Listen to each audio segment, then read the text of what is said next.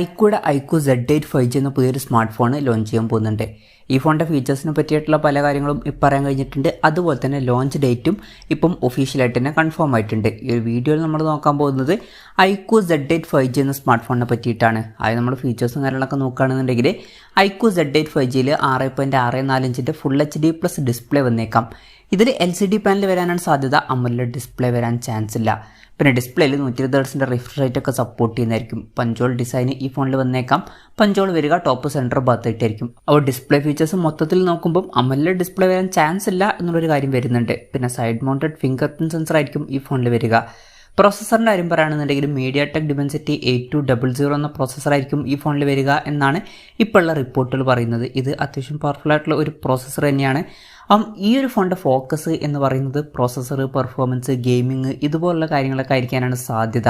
ഇതിൽ 5G സപ്പോർട്ടും കാര്യങ്ങളൊക്കെ വരുന്നതായിരിക്കും. മിക്കവാറും അത്യാവശ്യം നല്ലൊരു പ്രൈസിങ്ങിലായിരിക്കും ഈ ഫോൺ വരിക. പിന്നെ ഈ ഫോണിൽ 8GB റാം വെർഷനും 12GB റാം വെർഷനും വന്നേക്കാം. 512GB ഇൻറ്റേർണൽ വരെ വന്നേക്കാം. IR ബ്ലാസ്റ്റർ എന്നുള്ള ഫീച്ചർ ഈ ഫോണിൽ വന്നേക്കാം. ഈ ഫോൺ റിമോട്ടൊക്കെ ആയിട്ട് യൂസ് ചെയ്യാൻ കഴിയേണ്ടതാണ്. 3.5mm mediatek ഈ ഫോണിൽ വരുന്നതായിരിക്കും. Android 13 ബേസ് ആയിട്ടുള്ള ഒറിജിൻ OS സോഫ്റ്റ്വെയർ ആയിരിക്കും ഈ ഫോണിൽ വരിക. ക്യാമറയുടെ കാര്യം പറയുകയാണെന്നുണ്ടെങ്കിൽ ഫോണിൻ്റെ പിന്നിൽ ഡ്യുവൽ ക്യാമറ സെറ്റപ്പ് വരാനാണ് സാധ്യത. 64 മെഗാ മെയിൻ ക്യാമറ സെൻസർ ഇതിൽ വന്നേക്കാം. ഇതിൽ OS എന്നുള്ള ഫീച്ചർ സപ്പോർട്ട് ചെയ്യുന്നതായിരിക്കും. രണ്ടാമത് 2 മെഗാ ഒരു മാക്രോ ലെൻസും വന്നേക്കാം. ശ്രദ്ധിക്കേണ്ട കാര്യം ഇതിൽ അൾട്രാ വൈഡ് ആംഗിൾ ലെൻസ് വരാൻ സാധ്യതയില്ല. പിന്നെ ഫ്രണ്ടിൽ 16 മെഗാ സെൽഫി ക്യാമറയും വന്നേക്കാം. ബാറ്ററിയുടെ കാര്യത്തിൽ 5000 mAh ബാറ്ററിയും കാര്യങ്ങളൊക്കെ ഇതിൽ വരുന്നതായിരിക്കും. എടുത്തു പറയേണ്ട ഒരു കാര്യം 120 വാട്ടിൻ്റെ ഫാസ്റ്റ് ചാർജ് സപ്പോർട്ടും ഇതിൽ വന്നേക്കാം. വളരെ കൂടുതൽ ചാർജിങ് സ്പീഡും കാര്യങ്ങളൊക്കെ ഇതിൽ വരുന്നതായിരിക്കും. Type-C ചാർജിങ് പോർട്ടുമായിട്ടായിരിക്കും ഈ ഒരു സ്മാർട്ട് ഫോൺ വരിക. ഈ ഒരു ഫോണിൽ അത്യാവശ്യം നല്ലൊരു ബാറ്ററി സെറ്റപ്പ് വന്നേക്കാം. ഇതൊക്കെയാണ് ഫീച്ചേഴ്സിനെ പറ്റിയിട്ട് ഇപ്പം അറിയാൻ കഴിഞ്ഞിട്ടുള്ള കാര്യങ്ങൾ.